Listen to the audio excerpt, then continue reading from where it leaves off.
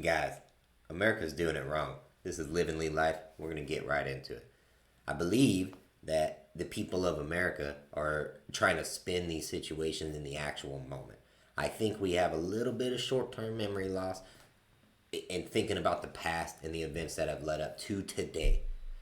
What I'm talking about is I've seen a lot of reactions as far as the Iran conflict and what's happening over there. A lot of people are saying, like, our house is messed up. We need to clean our house first. Why would we go to someone else to help them before we actually fix the issues that we have? Some of the issues that we have here in America, first off, we're self-sustained and we can only fix within. There's nothing like there's no type of policy or there's no type of military action that can actually fix the issues that we're battling with, because a lot of it is just conflict between two different parties, essentially like a civil war. And I'm not really sure how to fix that. I think open communication is the number one way, but we'll get into that later because open communication might get you shot in the neck, as we've seen. But talking about the past, there's been hundreds of soldiers and hundreds of innocent people, Americans, and innocent people across the globe that have been killed due to an extreme ideology, due to extreme terrorism.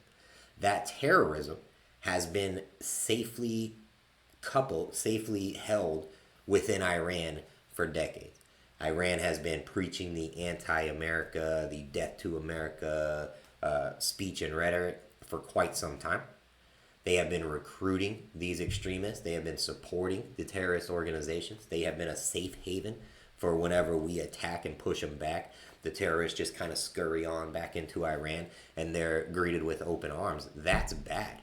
There's been hundreds of people killed due to this regime's ideology. And I believe we're forgetting that.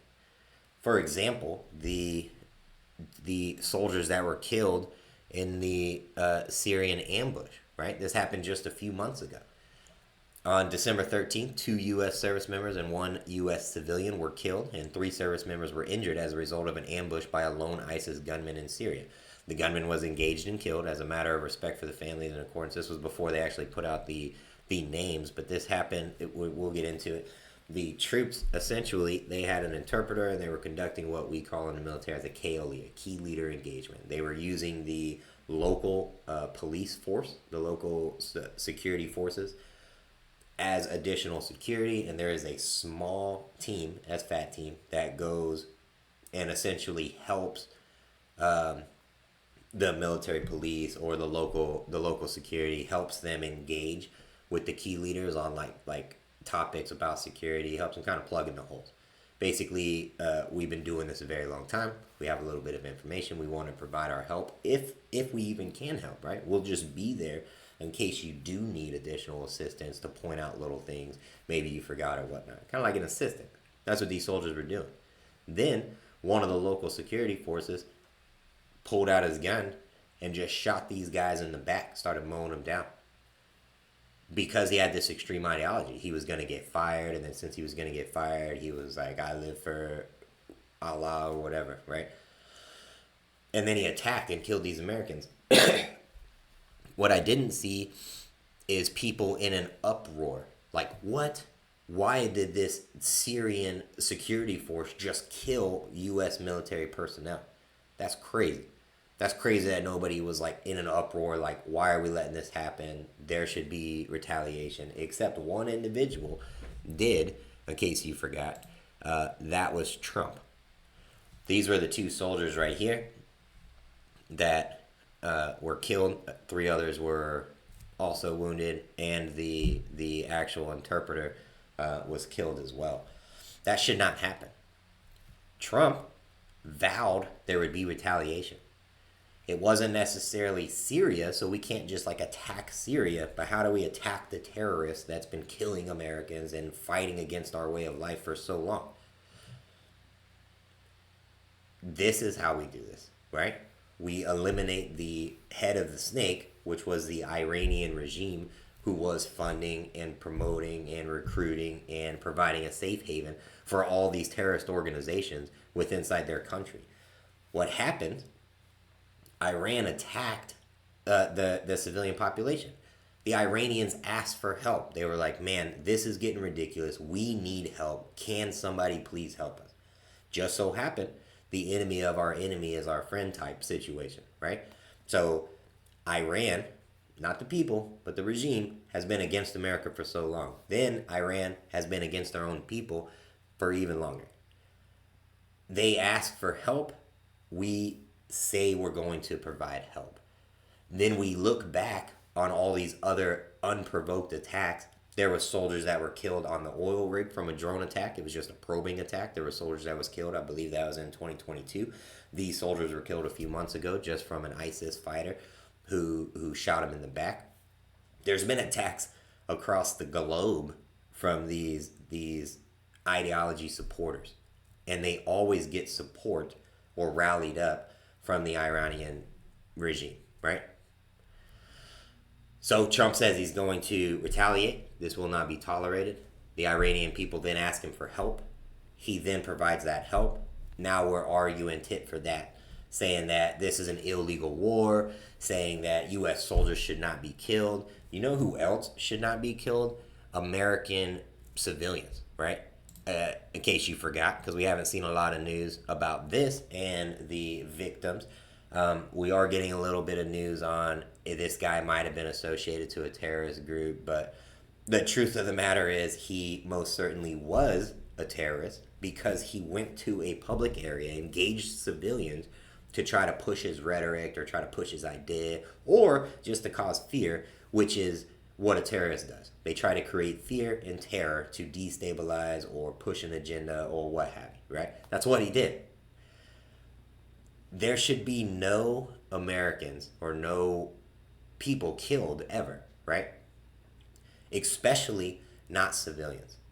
This is the biggest argument here. We're focusing on, there's a lot of backlash, like these American soldiers that got bombed over in Kuwait should not have died. This is true. But we don't want anybody to die. Somebody has to fight though. Americans have been being killed for too long. We have to push back. Who do we push back with? We push back with the military. That's what the military is there for. That's what they train to do. That's what they get paid for. That's why they sign up and volunteer and accept this huge responsibility to defend the normal people, the civilians back here, so that the war will not come to our land. There's these extremists, isolationists, these individual people that try to attack the people. That should not happen. If we had somebody, let's say police, that could fight this person instead of the civilians, wouldn't you use them? If, let's say, we had intelligence that this guy was going to shoot some people up, who would you rather be at the location that he was going to shoot up? Would you rather it be just innocent civilians trying to enjoy their day off? Maybe they called a babysitter to go out to the bar so they could have a good time and relax, unwind after a long day at work? Or would you rather it be trained police officers? Or better yet, trained U.S. military personnel who kind of hold the line, who do this for a living? I would rather it be the military or the police. They accept the risk. Some of them might get killed. That's true. But that's what we call them to do. That's what makes them so brave, is they understand and they accept that consequence. To take that away from them by degrading the sacrifice that they gave, by saying that they should have never been there, this is an illegal war, Congress didn't approve it, or what have you, is truly sickening. They chose this. They defended this nation with their life. There's no greater honor. Don't take that away from them by claiming that their death was unjustified, the president's a dictator, he's a Nazi, and he's putting people in harm's way and he doesn't even care. That's just outrageous to think that he's just putting people overseas and he doesn't care about the outcome, or he doesn't care about the individual person. What do you think? I think y'all are so disconnected that you just believe it's like a video game. You think Trump's just like sitting at his computer, right? And then he do you think he just sees the airplanes, let's say, that are flying around the world, and he's like, oh, hey, we got an F-18 right here in the Iran area, and he can just like click the F-18 and then command it to bomb Iran to kill the Ayatollah? Like, that's not how it works. Trump isn't just like calling the pilot up on the phone like, hey man, hey, can you swing by and go ahead and bomb the Ayatollah? I just felt like it today. I had a hearty breakfast, had a hungry man breakfast, so I'm feeling like a man. Let's go ahead and bomb him. But I'll see you back here for dinner, man. It'll be great. Boop, and then he hangs up. That's not how it works. This has been planned for months. He's communicated with the CENTCOM commander, who knows that exact area, who stays up to date on the threats, who stays up to date on the military action plans. During the military decision making process, the MDMP, you have to plan for multiple contingencies. Then you have to plan for the second and third order effects. What's the retaliation going to look like, right? That retaliation is then looked at as a pro and a con. It kind of weighs it. So how many lives might be lost versus what could be gained. What we're looking at being gained here is the Iranian people being free from the tyranny and the oppression. The terrorist organizations not having a safe haven anymore, not having funding, not having support. The terrorist organizations having less of an opportunity to recruit new people, like this man who shot up the Austin bar. If we take away their assets, we take away their voice, we take away their recruiting ability, then less events like this may start happening. It's going to take time. It's going to take time to establish that, but events like this would stop happening. That's the end state goal, and I think we have forgot about that. And Democrats especially are starting to use this as a anti-Trump campaign, stating that he's supposed to be the president of peace. We're extremely disappointed that, he said he wouldn't start any more wars. Well, he said that before the ISIS terrorist organization funded by Iran attacked U.S. troops and killed them in cold blood, right? So the situation changed. He said this whenever there was a potential peace in the Middle East agreement, which he negotiated, by the way. So he got a lot of the Arab nations to come on board to his agreements, essentially. One of the first presidents ever to be able to do so, and he did that through his economic means and his business type mentality, right? He was offering them essentially better situations, and they were all cool with it. But then the situation changed. Then we start seeing an increase of attack. We start seeing an increase of hate speech. We start seeing the Iranian people stand up against the regime and being killed by the tens of thousands. So now this changed the situation. So what do we do? What would you, the people, or the naysayers, I should say, what would you have him do? Do we just accept this?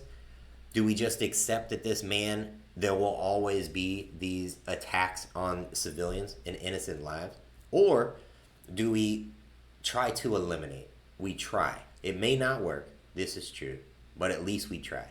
And we try with the severely or significantly trained personnel who do this for a living, who volunteered to fight and win our nation's wars, who are proud of the fact that they get to defend this nation's freedom. It's disgusting that people try to take that away. They're trying to spin it. They're trying to use these American soldiers' deaths as propaganda against Trump. That is unacceptable. We must do better. For example, let's watch this real fast. Nobody knows this better than them. This is the most huge leaks coming out of the Pentagon. Wait a minute. Donald Trump promised so many of his voters prosperity and that he would stay out of these sorts of wars of choice. And Donald Trump every single day is betraying his voters.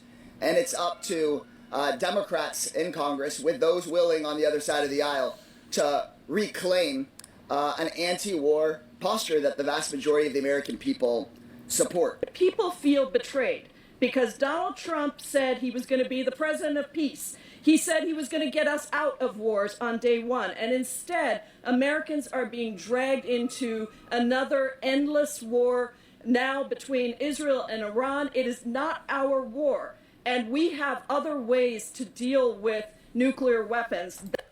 She says it's not our war. Then why are we being attacked? Thank you. That is what we should be pursuing. That is why it is so important that we vote on this war powers resolution, and that the Republicans who have been there in other moments with Democratic presidents saying that Congress needs to be able to debate this, they should come back to us now. They should join us in making sure that we preserve the authority of Congress to declare war. So here's let me just throw this out there. They're just wanting to vote to try to take the powers away from Trump so that Congress can declare war. They just want the power, right? They're just like, oh no, they're mad because Trump didn't ask them for permission, I guess. But why would they be mad unless they're planning on saying no? So what my question to Congress here is, what is the solution? Let's say you had all the power and Trump's just like, okay, hey, here you go. This is what's been happening.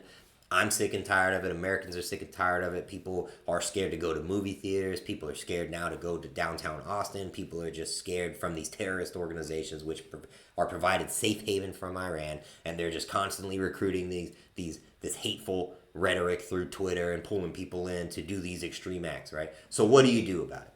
That's my question. Leave it in a comment below if you think you know the answer, but what do you do about it?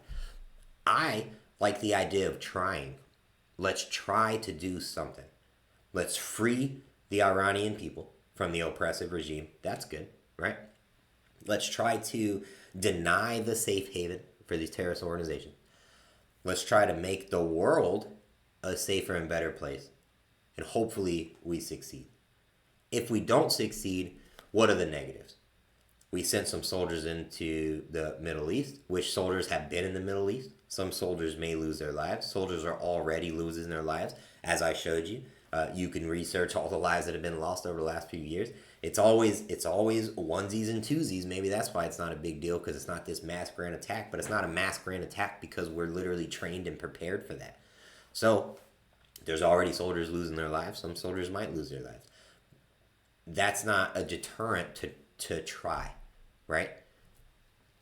I hope nobody loses their lives. But I can tell you, the soldiers as a whole, especially the combat armed soldiers, they're not sad about this. I can tell you that they're not necessarily excited to go to war, but they do want to deploy.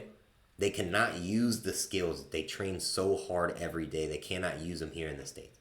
They must use them in a deployment status. You can train them here and use them there. I can tell you that they're excited. Leave a comment below if you think I'm wrong, and we'll go out and talk to some real soldiers. This lady here claims that they're sending Americans to war. That's just not true. They're sending U.S. soldiers to go fight and defend our nation's freedom, which is what they're there to do. They're doing that so that the American civilians can have a safe, relaxed home back here and not have to worry about these terrorist attacks, or not have to worry about if a bomb's going to come flying in or what have you. That's what is happening. Party needs to clearly stand up against this war and take the mantle again of being the anti-war party, the party that stands up against wars of choice, against these endless wars in the Middle East. Donald Trump. The wars of choice thing. So I've been hearing too that there's this big conspiracy that Donald Trump was bribed by some of the Arab nations to attack Iran. But like, how do you come to this? Do you remember the fact that he vowed retaliation here? Do you remember the fact that he told the Iranian people help will come, right? And then all of a sudden people are surprised and they're saying like anti-war. But what do you do? What do you do? It would be great if we did not have to fight a war. This is true, right? I am a combat veteran, multiple deployments, seen my fair share of action, and I would love to never go back again.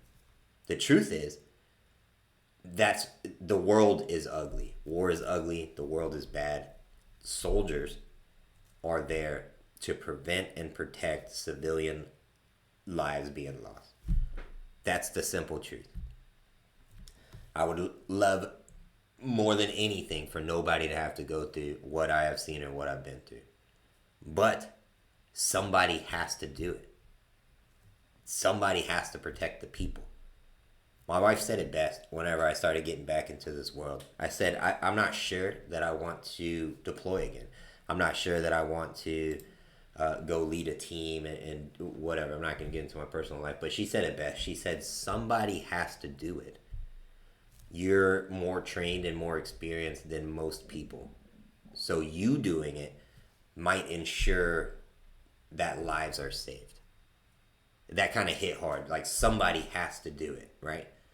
So who's gonna do it? It's gonna be the brave, the knowledgeable, the trained. These are the people that we send there. These are the people we trust to protect us. These are the people that we should support and not try to take away the loss that they give, the sacrifice, to promote some type of propaganda to get Democrats back in office. All I'm asking, what's the solution if it's not sending troops or fighting to defend our civilians? How do we stop the heinous crimes? How do we stop the senseless loss of life? Leave a comment below. Hopefully you'll like and subscribe, or don't like this video, but leave a comment below and tell me why. We can have a conversation. Let me know your thoughts. Peace.